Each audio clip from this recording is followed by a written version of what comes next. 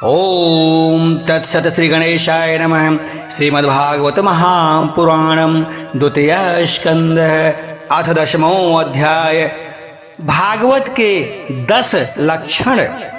श्री सुखदेव जी कहते हैं कि परीक्षित, इस भागवत पुराण में सर्ग, विसर्ग, स्थान, पोषण, उति, मनवंतर, ईशान कथा, निरोध, मुक्ति और आश्रय, इन 10 विषयों का वर्णन है। इनमें जो 10वीं आश्रय तत्व है उसी का ठीक ठीक निश्चय करने के लिए कहीं श्रुति से, कहीं तात्पर्य से और कहीं दोनों के अनुकूल अनुभव से महात्माओं ने अन्य 9 विषयों का बड़ी सुगम रीति से वर्णन किया है।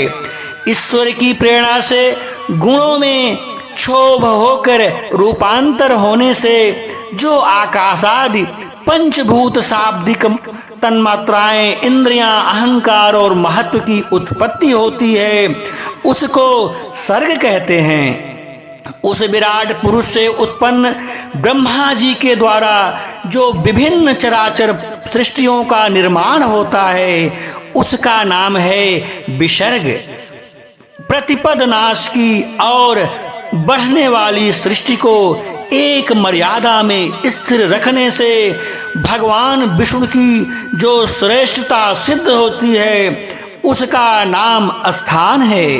अपने द्वारा सुरक्षित सृष्टि से भक्तों के ऊपर उनकी जो कृपा होती है उसका नाम है पोषण। मनवंतरों के अधिपति जो भगवत भक्ति और प्रजा पालन रूप शुद्ध धर्म का अनुष्ठान करते रहते हैं उसे मनवंतर कहते हैं। जीवों की वे वासनाएं जो कर्म के द्वारा उन्हें बंधन में डाल देती हैं उसे उति नाम से कहा जाता है। भगवान के विभिन्न अवतारों के और उनके प्रेमी भक्तों की विविध आख्यानों से युक्त गाथाएं ईश कथा हैं। जब भगवान योग निद्रा स्वीकार करके शयन करते हैं तब इस जीवन का अपनी उपाधियों के साथ उसमें लीन हो जाना निरोध है। अज्ञान कल्पित कर्तृत्व, भोक्तृत्व आदि अनात्म भाव का परित्याग करके अपने वास्तविक स्वरूप परमात्मा में स्थित होना ही मुक्ति है। परीक्षित, इस चराचर जगत की उत्पत्ति और प्रलय जिस तत्व से प्रकाशित होते हैं वह परम ब्रह्म ही आश्रय है। शास्त्रों में उसी को परमात्मा कहा जाता है। जो नेत्र आदि इंद्रियों का अधिष्ठात्री दृष्टा जीव है वही इंद्रियों के अधिष्ठात्री देवता सूर्य आदि के रूप में भी है और जो नेत्र गोलक आदि से युक्त दृश्य देह है वही उन दोनों को अलग अलग करता है। इन तीनों में यदि एक का भी अभाव हो जाए तो दूसरे दोनों की उपलब्धि नहीं हो सकती। अतः जो इन तीनों को जानता है वह परमात्मा ही सबका अधिष्ठान आश्रय तत्व है। उसका आश्रय वह स्वयं ही है, दूसरा कोई नहीं। जब पूर्वोक्त विराट पुरुष ब्रह्मांड को छोड़कर निकला तब वह अपने रहने का स्थान ढूंढने लगा और स्थान की इच्छा से उस शुद्ध संकल्प पुरुष ने अत्यंत पवित्र जल की सृष्टि की। विराट पुरुष नर से उत्पन्न होने के कारण ही जल का नाम नार पड़ा और उस अपने उत्पन्न किए हुए नार में वह पुरुष 1000 वर्षों तक रहा। इसी से उसका नाम नारायण हुआ। उन नारायण भगवान की कृपा से ही द्रव्य, कर्म, काल, स्वभाव और जीव आदि की सत्ता है। उनके उपेक्षा कर देने पर और किसी का अस्तित्व नहीं रहता। उन अद्वितीय भगवान नारायण ने योग निद्रा से जगकर अनेक होने की इच्छा की। तब उनकी माया से उन्होंने अखिल ब्रह्मांड के बीज स्वरूप अपने स्वर्णमय वीर को 3 लोकों में विभक्त कर दिया। अधिदेव, आध्यात्म और अधिभूत परीक्षित विराट पुरुष का एक ही वीर्य 3 भागों में कैसे विभक्त हुआ, सो सुनो। विराट पुरुष के हिलने डोलने पर उनके शरीर में रहने वाले आकाश से इंद्रिय बल, मनोबल और शरीर बल की उत्पत्ति हुई है। उनसे इन सब का राजा प्राण उत्पन्न हुआ है।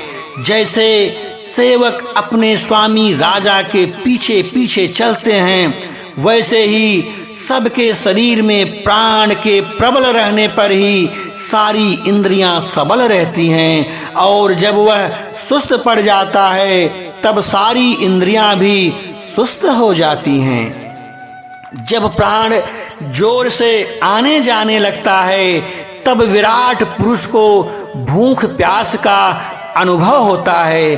खाने पीने की इच्छा करते ही सबसे पहले उनके शरीर में मुख प्रकट हुआ। मुख से तालु, तालु से रसनेंद्रिय प्रकट हुआ।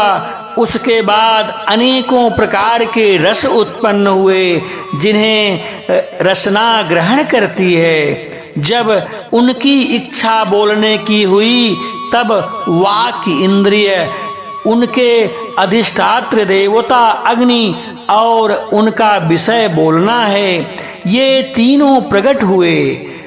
इसके बाद बहुत दिनों तक उस जल में ही वे रुके रहे। श्वास के वेग से नासिका छिद्र प्रकट हो गए। जब उन्हें सूंघने की इच्छा हुई तब उनकी नाक घ्राणेंद्रियां आकर बैठ गईं और उसके देवता गंध को फैलाने वाले वायुदेव प्रकट हुए।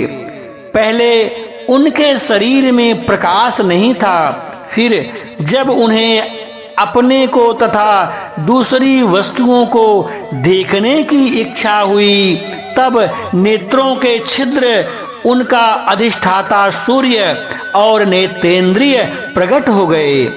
इन्हीं से रूप का ग्रहण होने लगा। जब वेद रूप ऋषि विराट पुरुष को स्तुतियों के द्वारा जगाने लगे तब उन्हें सुनने की इच्छा हुई। उसी समय कान, उनकी अधिष्ठात्र देवताएं और दिशाएं और श्रोणेंद्रिय प्रकट हुए। इसी से शब्द सुनाई पड़ता है।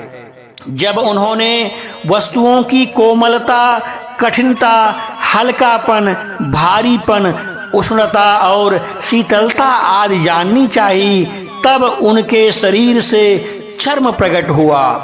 पृथ्वी में से जैसे वृक्ष निकल आते हैं उसी प्रकार उस चर्म में रोए पैदा हुए और उनके भीतर बाहर रहने वाला वायु भी प्रकट हो गया। स्पर्श ग्रहण करने वाली त्वचा इंद्रिय भी साथ साथ ही शरीर में चारों ओर लिपट गईं और उससे उन्हें स्पर्श का अनुभव होने लगा। जब उन्हें अनेकों प्रकार के कर्म करने की इच्छा हुई तब उनके हाथ उगाए। उन हाथों में ग्रहण करने की शक्ति हस्तेंद्रिय तथा उनके अधिदेवता इंद्र प्रकट हुए और दोनों के आश्रय से होने वाले ग्रहण रूप कर्म भी प्रकट हो गए। जब उन्हें अभिष्ट स्थान पर जाने की इच्छा हुई तब उनके शरीर में पैर उग आए। चरणों के साथ ही चरण इंद्रिय के अधिष्ठाता रूप में वहां स्वयं यज्ञ पुरुष भगवान विष्णु स्थित हो गए और उन्हीं में चलना रूप कर्म प्रकट हुआ। मनुष्य इसी चरणेंद्रिय से चलकर यज्ञ सामग्री एकत्र करते रहते हैं। संतान, रति, और स्वर्ग भोग की कामना होने पर विराट पुरुष के शरीर में लिंग की उत्पत्ति हुई। उसमें उपस्थेंद्रिय और प्रजापति देवता तथा इन दोनों के आश्रय रहने वाले काम सुख का आविर्भाव हुआ। जब उन्हें मल त्याग की इच्छा हुई तब गुदा द्वार प्रकट हुआ। तत्पश्चात उसमें वायु, इंद्रिय और मित्र देवता उत्पन्न हुए। इन्हीं दोनों के द्वारा मल त्याग की क्रिया संपन्न होती है। अपान मार्ग द्वारा एक शरीर से दूसरे शरीर में जाने की इच्छा होने पर नाभि द्वार प्रकट हुआ। उसमें अपान और मृत्यु देवता प्रकट हुए। इन दोनों के आश्रय से ही प्राण और अपान का बिछोह यानी मृत्यु होती है। जब विराट पुरुष को अन्न जल ग्रहण करने की इच्छा हुई तब कोख, आंतें और नाड़ियां उत्पन्न हुई। साथ ही कुक्ष के देवता समुद्र, नाड़ियों के देवता नदियां एवं तुष्टि और पुष्टि, ये दोनों उनके आश्रित विषय उत्पन्न हुए। जब उन्होंने अपनी माया पर विचार करना चाहा तब हृदय की उत्पत्ति हुई। उससे मन, रूप, इंद्रिय और मन में उनका देवता चंद्रमा तथा विषय, कामना और संकल्प प्रकट हुए। विराट पुरुष के शरीर में पृथ्वी, जल और तेज से 7 धातुएं प्रकट हुई। त्वचा, चर्म, मांस, रुधिर, मेद, मज्जा और अस्थि। इस प्रकार आकाश, जल और वायु से प्राणों की उत्पत्ति हुई।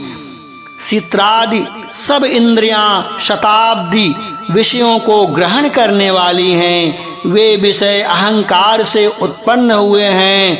मन सब विकारों का उत्पत्ति स्थान है और बुद्धि सब पदार्थों का बोध कराने वाली है।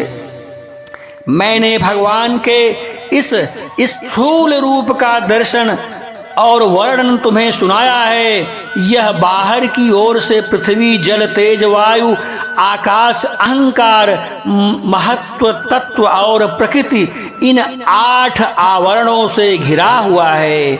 इससे परे भगवान का अत्यंत सूक्ष्म रूप है। वह अव्यक्त, निर्विशेष, आदि, मध्य और अंत से रहित एवं नित्य है। वाणी और मन की वहां तक पहुंच नहीं है।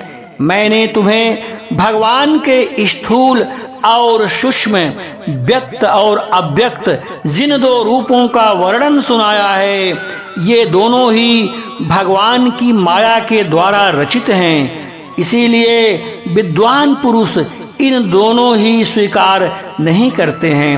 वास्तव में भगवान निष्क्रिय हैं। अपनी शक्ति से वे ही सक्रिय बनते हैं। फिर तो वे ब्रह्मा का या विराट रूप धारण करके वाच्य और वाचक शब्द और उसके अर्थ के रूप में प्रकट होते हैं और अनेकों नाम, रूप तथा क्रियाएं स्वीकार करते हैं। परीक्षित, प्रजापति, मनु, देवता, ऋषि, पितर, सिद्ध, चारण, गंधर्व, विद्याधर, असुर, यक्ष, किन्नर, अप्सराएं, नाग, सर्प, किम पुरुष, उरग, मातृकाएं, राक्षस, पिशाच, प्रेत, भूत, विनायक, कुष्मांड, उन्माद, वेताल, यातुधान, ग्रह, पक्षी, मृग, पशु, वृक्ष, पर्वत, सरीसृप इत्यादि जितने भी संसार में नाम रूप हैं, सब भगवान के ही हैं। संसार में चर और अचर वेद से 2 प्रकार के तथा जरायुज, अंडज, स्वेदज और उद्भिज वेद से 4 प्रकार के जितने भी जलचर, थलचर तथा आकाशचारी प्राणी हैं, सब के सब शुभ, अशुभ और मिश्रित कर्मों के तदनुरूप फल हैं। सत्व की प्रधानता से देवता, रजोगुण की प्रधानता से मनुष्य और तमोगुण की प्रधानता से नारकीय योनियां मिलती हैं। इन गुणों में भी जब एक गुण दूसरे दो गुणों में अभिभूत हो जाता है तब प्रत्येक गति के तीन तीन भेद और प्रकट हो जाते हैं। वे भगवान जगत के धारण पोषण के लिए धर्ममय विष्णु रूप स्वीकार करके देवता, मनुष्य और पशु पक्षी आदि रूपों में अवतार लेते हैं तथा विश्व का पालन पोषण और कल्याण करते हैं। प्रलय का समय आने पर वे ही भगवान अपने बनाए हुए इस विश्व को कालाग्नि स्वरूप रुद्र का रूप ग्रहण करके अपने में वैसे ही लीन कर लेते हैं जैसे वायु मेघमाला को। परीक्षित, महात्माओं ने अचिंत्य वर्षर्व भगवान का इस प्रकार वर्णन किया है, परंतु तत्वज्ञानी पुरुष को केवल इस सृष्टि पालन और प्रलय करने वाले पुरुष में ही उनका दर्शन नहीं करना चाहिए, क्योंकि वे तो इससे भी परे हैं। सृष्टि की रचना आदि कर्मों का निरूपण करके पूर्ण परमात्मा से कर्म का कर्तापन का संबंध नहीं जोड़ा जाता है। वह तो माया से आरोपित होने के कारण कर्तृत्व का निषेध करने के लिए ही है। यह मैंने ब्रह्मा जी के महाकल्प का अनवांतर कल्पों के साथ वर्णन किया है। सब कल्पों में सृष्टि क्रम एक सा ही है। अंतर है तो केवल इतना है कि महाकल्प के प्रारंभ में प्रकृति से क्रमशः महत्वाद की उत्पत्ति होती है और कल्पों के प्रारंभ में प्राकृतिक सृष्टि तो ज्यों की त्यों रहती ही है। चराचर प्राणियों के वैकृत सृष्टि नवीन रूप से होती है। परीक्षित, काल का परिमाण कल्प और उनके अंतर्गत मनवंतरों का वर्णन आगे चलकर करेंगे। अब तुम पाद्य कल्प का वर्णन सावधान होकर सुनो। शौनक जी ने पूछा, सूत जी, आपने हम लोगों से कहा था कि भगवान के परम भक्त विदुर जी ने अपने अति दुरत्यज कुटुंब को भी छोड़कर पृथ्वी के विभिन्न तीर्थों में विचरण किया था। उस यात्रा में मैत्रेय ऋषि के साथ आध्यात्म के संबंध में उनकी बातचीत कहाँ हुई तथा मैत्रेय जी ने उनके प्रश्न करने पर किस तत्व का उपदेश किया है। सूत जी, आपका स्वभाव बड़ा सौम्य है। आप विदुर का यह चरित्र हमें सुनाइए। उन्होंने अपने भाई बंधुओं को क्यों छोड़ा और फिर उनके पास क्यों लौट आए। सूत जी ने कहा, शौनकादि ऋषियों, राजा परीक्षित ने भी यही बात पूछी थी।